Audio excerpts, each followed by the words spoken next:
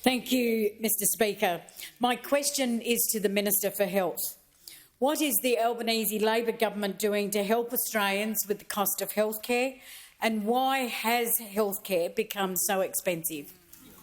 The call to the Minister for Health and Aged Care. Thank you, Mr Speaker. And I thank the member for Lingiari for her question, but also for her wise advice about the delivery of healthcare services in her community in the Northern Territory. And she also knows that it's never been harder to see a GP in Australia than it is right now. It's never been more expensive.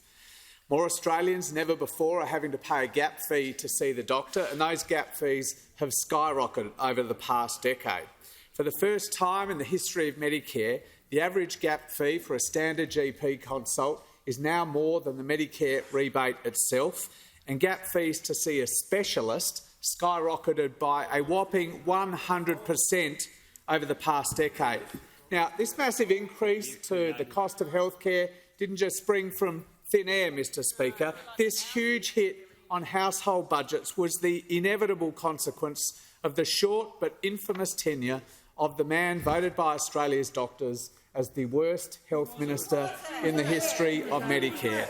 The worst health minister in the history of Medicare, the now leader of the opposition. Because Australians will never forget, Mr Speaker, after promising there would be no cuts to health under him as health minister, his first budget tried to rip $50 billion from hospitals, tried to jack up the price of every medicine script by $5 and tried to slug every single Australian, every pensioner, every child, every concession card holder with a tax on every single visit to the doctor. And then, after we blocked his radical extremist agenda in the Senate, instead he imposed a 6-year-long Medicare rebate freeze, cutting billions and billions of dollars from general practice. Now, Mr Speaker, the contrast between that and our first budget could not be clearer. Our first budget delivering the biggest cut to the price of medicines in the 75-year history of the PBS, a $12.50 cut